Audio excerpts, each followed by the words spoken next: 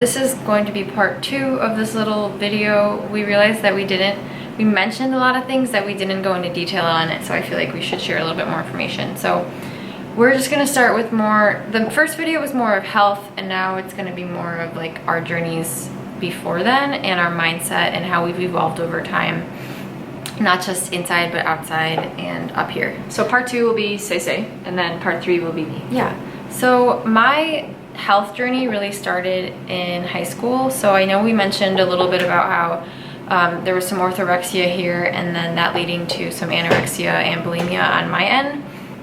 So I spent probably a good portion of both my junior and senior year pretty crippled with eating disorders. It started as anorexia, and anybody who's kind of dealt with this type of disorder knows that you restrict your food, and then that led to a lot of binge eating behaviors. So I'm not going to go into detail about what that looks like, but for me, it caused me to isolate myself from everybody in my life. So I basically ruined all of my high school friendships. You're really watching. Are you watching me? It makes me uncomfortable. This is okay. I cut off all of my friendships. At the time, I was in a 4-year through high school relationship, and I didn't really pay attention to that anymore. I mean, it was nice that I had that, but I just started to focus on just myself in kind of a negative way. So I was overanalyzing my body every single day. Like, I remember going through the hallway in high school, and every single passing period I would go into the bathroom to see what I looked like before going to the next class. And then the entire next class, I wouldn't learn anything because I was so fixated on what I looked like from every single angle and what people thought of me. And then I would repeat it before the next class. And then I eventually started eating my lunch in a classroom, not at the lunch cafe or whatever, just to be alone, because I don't know, anyone knows how much this takes over your mind. Life is just like, well, give them an overview of what your day was like. So I had moved away for college, and so she was home alone with our parents. Yeah. And so I feel somewhat responsible for this because I left her alone and I wasn't really there as a sister during this time. We weren't even friends before that. So day in the life. Yeah, I would wake up, and I had hired coaches to help me like body build, but I was severely under eating and severely over exercising. So I'd wake up at like 4 a.m. I would go to our rec fitness center and work out, like lift some weights, but I would go that early because I didn't want to go later on in the day where I would see other people, because I was embarrassed about my body, even though I was like super, I guess at the same time, proud of myself for working out. I would have all of my meals specifically planned out, never enough food, but at the time, again, obviously it wasn't high fat, it was a very higher carb diet, a lot of like Greek yogurt, like oatmeal 99% with protein powder, so like very bro bodybuilding style. And this was like my half of my high school to the beginning of college, and I actually ended up graduating high school early because I wanted to be by myself, and I knew that if I were to go to community college instead for like that last half of my semester, I would no longer have to deal with like the hallways, the passing periods, the eating by myself in a classroom. So it just made sense to me. I don't regret doing this now because it's made me who I am today as a person, and over this same period of time is when we finally started to develop a relationship. Fast forward to college. I went to community college, and then I went on to go to University of Michigan for a semester, and this was my first time being like completely alone without my parents, and I refused to go into a dorm, so I made university allow me to go into an apartment so I could have my own kitchen, so I could make my own food, so I could track everything meticulously and not eat in a dormitory with other people. And I also refused to go to the university gym because I was extremely self-conscious about myself, and I didn't want to lift in front of my peers. So every single day I would drive about 20 minutes into town, and if you're in Ann Arbor, you know it's like the traffic is miserable, to go to a local LA Fitness to work out by myself. And so eventually I just couldn't handle it there being alone, so I transferred to University of Illinois my second semester of my freshman year, but the same things were going on. So I lived in an apartment. I still had the need to go to the passing period bathroom and see my appearance. I wouldn't engage in classes. I still wouldn't go to my university gym for the first 2 years of going to U of I. I drove to a local fitness center instead. So this was just like, I have always been extremely self-conscious. I've always been uncomfortable about my appearance. I've hated it. And this is all just like things I've inflicted on myself. I don't know if it stemmed from, I know it stemmed from being a chubby child, and so that I have specific memories of being like called fat in grade school and stuff. But then I think that over time, I just saw a lot of influencers on social media throughout high school, and I just compared my body to them, and I never felt adequate. And it's almost ironic because at U of I, before she ended up coming here, I didn't go to the gym because I thought I was too small. But now when I look back at pictures, I'm like, you were really inflamed and large. It's really strange. It's body dysmorphia at its finest. So like, I could be really strong and put on muscle, but I would see myself as, oh, way too small. But then I would put on like a different outfit and I would be like, oh my god, you're so chubby, like you need to lose weight now. So it just really depends on like the situation that you're in. You were just in an always self-defeating, so regardless of what environment you saw yourself in, you wanted to pull yourself down. Yeah. So if it was in the gym, I'm not big enough, not strong enough, and then if you were in clothes, wait, I'm way too big. Yeah. So even before dealing with health issues, I'd say that my mental health was never good. And all of this kind of hit rock bottom probably I don't remember the exact timeline, but I would say it was probably my junior year of college when I got into a relationship that took a large toll on my mental health even more. At this point though, I wasn't dealing with like disordered eating, but I still had very bad body image, and this only made it worse. So the guy that I was in a relationship with, I would say, suffered from borderline personality disorder, and if you've ever heard of that, the other person in the relationship becomes the codependent. So I cared so much about this human being who couldn't really give that back to me. It's very hard to explain.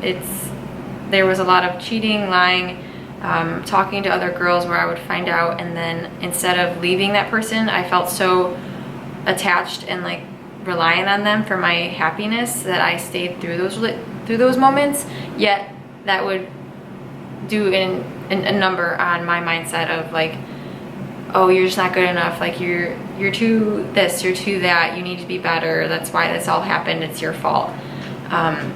So this went on for like a solid 2 years, and this is also lining up with when my health started to probably take a turn for the worse, and I'm guessing it has to do with some of the stress. And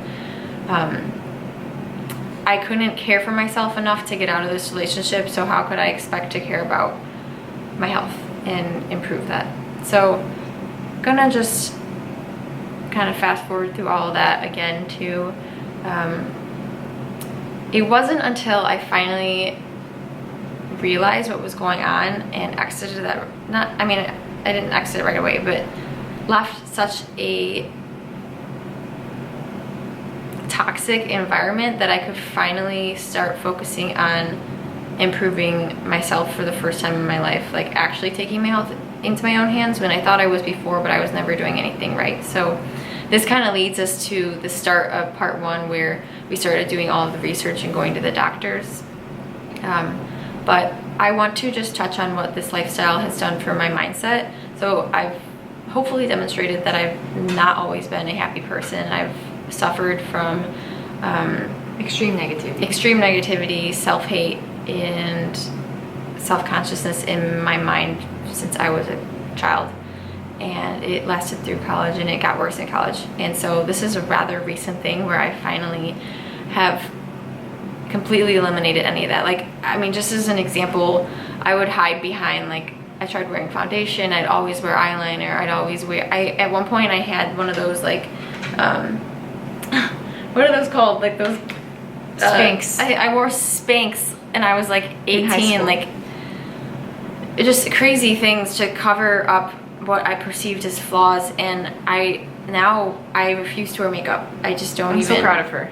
It's so strange, and I would cover myself up because I like was so self-conscious about like natural things on myself. Like at this one point I was so fixated, and I saw that my nose sits slightly slanted to the left, so I did all this research on getting surgery to replace it, and I like would lie to my mom about why I wanted it to happen, and just crazy. I would fixate on these things for so long, and I missed out on so many things. I missed out on so many things because of all this. No high school prom, just so many things. And you now finally have control of your weight. So during that time, she was on opposite sides. She would switch back between the opposite sides of the weight spectrum. So so starting as a very chubby child, I then went to anorexic, thin, extremely small, and then that played a role into all the years after that, because I continuously saw myself as small. Even though I was growing and getting bigger in the gym, I just was still too small.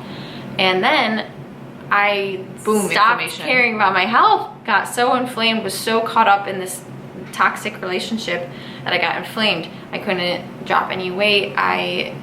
Everything just like caught up to me at once. And I probably did a lot of damage to my metabolism before then. And so coming to this way of life,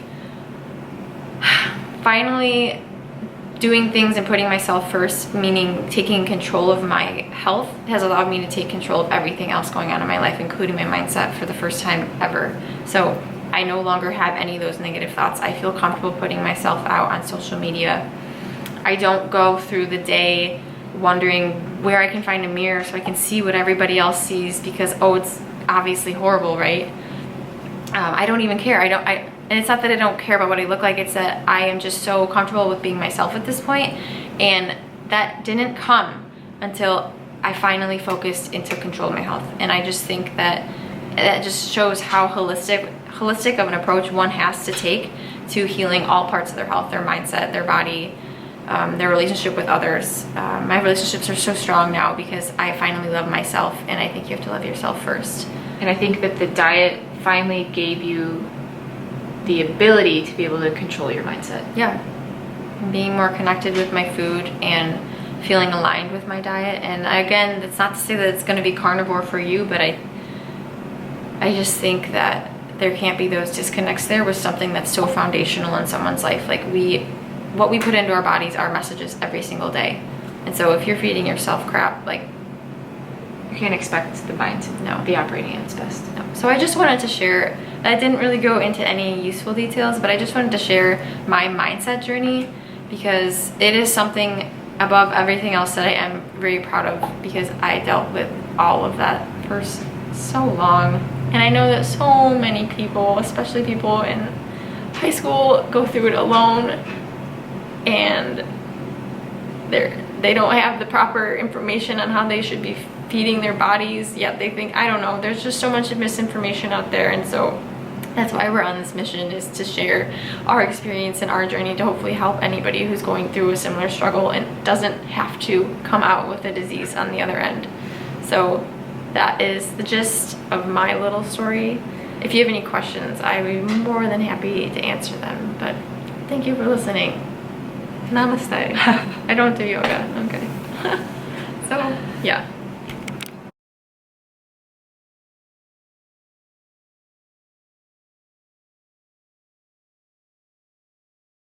All right, so now time for part 3, a little bit of my mental health journey throughout all of this. So let's go back to high school. To say that I was type A, I mean, my initials are AAA, Ashley Allison Armstrong, and so type A at its finest.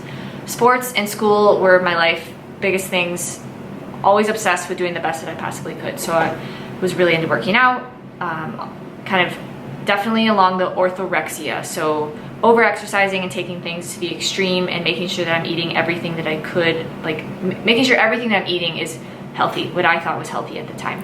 Bare chicken breasts and steamed broccoli. Yeah, so maybe a teaspoon of olive oil. I've always been pretty lean throughout my life. I don't think that, I've always had the problem of restriction rather than like overindulging. I never really had a problem with binging. It was more on the restriction side. So now going to college, I played a sport in college, and 2 most important things were my sport and school. And this kind of drove me a little bit crazy. I was overworking, and I definitely took the mindset of like, work hard, party harder or something. Oh God, yeah. So I had some binge drinking, but then would bounce back the next day. And it's funny that I wouldn't binge eat, but I would binge drink. Yes, you probably would binge drink and then eat less. Yeah, no, honestly, that would always come in my mind. Like you drink, because the mindset was calories. Oh, 100% calories. Like, oh, I'm drinking a lot, so I'm not going to eat as much today. Yeah, so again, strategically would have shots, so wouldn't have to drink like absolutely the high calorie mixers. So now near the end of my college experience, I kind of stopped getting into drinking, and I started to really get more into health, and kind of hid this goal from other people in my life, and the only person I could share it with was my sister, because we both started to she was into health throughout all the drinking too, but she just like had mixed priorities. Yeah. So now she just put it above the partying. Yeah, and Sarah was really the only other person in my life that had those same priorities. It was my number one priority. So that's when we really got close, is we were at separate colleges, and we communicated a lot over text and phone calls. And so I started to hide a lot of this from friends, and honestly, the last few years of my college, I kind of spent relatively alone. I still did sports, and school was number one priority. But then, now enter grad school. I decided to go to the University of Illinois, and that's when we were able to move in together. She was in undergrad, and I was starting grad school, and I still had the health priority and the school priority number one. I just didn't know what health, I didn't have the proper definition of health at the time. Insert our if it fits your macros experiments. Yeah, and so we were really into like getting stronger in the gym and gaining muscle. But reflecting back on this period of time, like I would go through these like periods of like gain 5 pounds because wanted to gain muscle, but like, oh, too uncomfortable, so that I'd cut. Right, so gain a little bit, cut, gain a little bit. But like gaining fat. Yeah, and I would, the reason I would cut is because I just couldn't put on muscle. Can I add something? Yeah. So like both of our body types, hers a little bit more. And I know this happens to so many people, but like the first place we see any sort of growth is the lower stomach, and I bet now it had a lot to do with her constipation. Yeah. So she would be constantly holding things right here, so therefore anytime she would eat more, obviously she's gonna feel like, oh my god, I've gained so much fat, I have to diet now. Yeah, but I really was gaining fat. I wasn't putting on muscle. We had lost all metabolic control, honestly, and honestly was very committed to the gym. So it was kind of frustrating. But during this time, life started to get really busy. Grad school was really stressful, and I was experiencing very frequent panic attacks, and Sarah would be the person that would see these. I would kind of snap on her, and then I would just go into these like periods of just crying, like bawling, couldn't control, very stressed, and then after 5-10 minutes would just pick myself up, dust it off as if nothing happened, and just move on. So that was my way of like purging my anxiety through like the school stress. I had anxiety, but I didn't want to show it, and so it would come through these like panic attacks and sassiness, but would only happen, would probably happen weekly. And this was also affecting my sleep. I think that it was affecting like how I would treat people that I love. So my parents, I would get snappy with them if they were taking too much of my time because I had to get to work, and I couldn't live in the moment because I was just always thinking about the work that I had to do, and it was just building. And so coincidentally, this was occurring with all of the autoimmune conditions or symptoms that we were developing. So this was all happening at the same time. I started to lose control of my metabolic health, my mental health, my anxiety. To be honest, I would say inflammation. I would say that our relationship, like, it was very strong before this, but that it started to go a little bit downhill because I was so focused on the other relationship and you were so focused on your work. Yeah. And then we would fight. Yeah. So now fast forward to when we started keto fasting, and a lot happened. A lot happened in that time. But now where I am now, I don't think I've had a panic attack, especially now Carnivore. I have control over my anxiety and your hormones and my hormones, and I'm able to sleep now. I touched on the other one, like my constipation is improved, and I think that all of these like it's not coincidence that they all happened at the same time. I think like we touched on Sarah's, it all stemmed from the diet, what we were feeding our bodies. Another thing that occurred was I finally started to put on muscle. So the protein, the animal-based diet led to bioavailable protein, and now I'm finally seeing the benefits of going to the gym. Like I finally see muscle growth in my lower body, which is something that I've been trying to do for my whole life. And yeah, there's just been so many amazing changes. Something she didn't touch on is that through all of this, so when her health started to improve and she started to feel better and didn't have to focus on all these things, she finally accepted herself. Yes. You want to touch on that? Yeah, for so long I like hid this health journey from my friends, and just would kind of just give excuses for not doing things, and wouldn't really update them on anything that I'm doing. And now clearly I show all of this on social media, and again, I don't think that it's coincidence with all of the mental health changes. I'm finally confident in myself, my health journey, and my ability in science and research, that I'm able to just share all of this a lot easier. So I think that's a super important part of my journey as well, because otherwise I would be still living in isolation. Sarah and I would just kind of be doing our own thing, and not be able to share what this amazing lifestyle has done for us.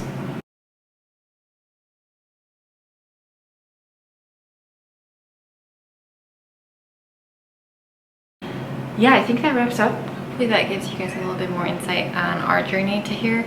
Honestly, everybody in the carnivore and keto, and pretty much anybody who's been on some sort of health journey, we're all coming from different walks of life, and all of our stories are incredible and deserve to be heard. So I really encourage you to start sharing yours, because someone out there will relate.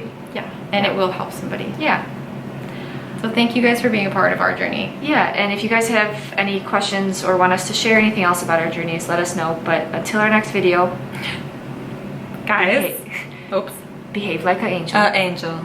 Just A.